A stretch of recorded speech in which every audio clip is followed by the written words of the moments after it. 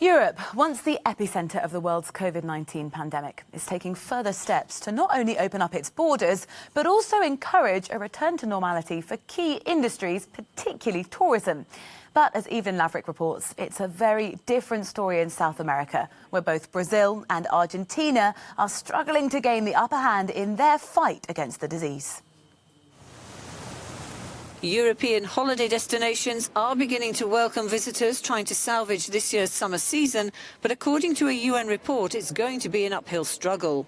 Travel restrictions from the pandemic could cost the worldwide tourism industry up to $3.3 trillion. That's 4.2% of global GDP. Figures that size are unimaginable on an individual level, but trying to run a business in Bergamo, the town once the epicentre of Italy's coronavirus outbreak, they've become all too real.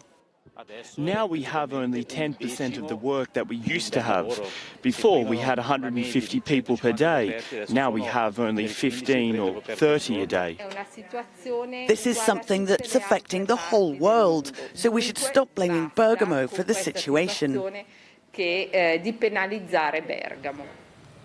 Encouraging visitors is taking a stop-start and stop-again path in many countries. Switzerland, which fully reopened its borders on June the 15th, has just imposed a 10-day quarantine measure on new arrivals from countries deemed to pose a risk.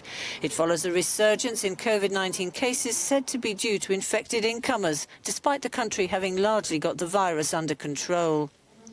The European Union is reopening its borders to visitors from 15 countries it thinks are safe, but one of those left off its list is Brazil.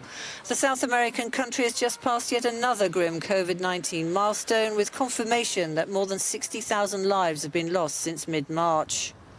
Faring better is neighbour Argentina, although it has just restarted a strict lockdown on the capital Buenos Aires following a spike in cases.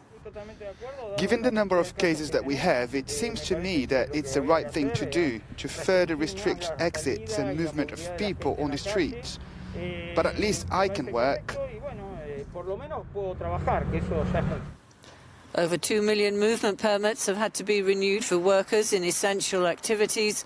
Although the measures enjoyed widespread support the first time round, the second time it's not so good. Evelyn Laverick, Euronews.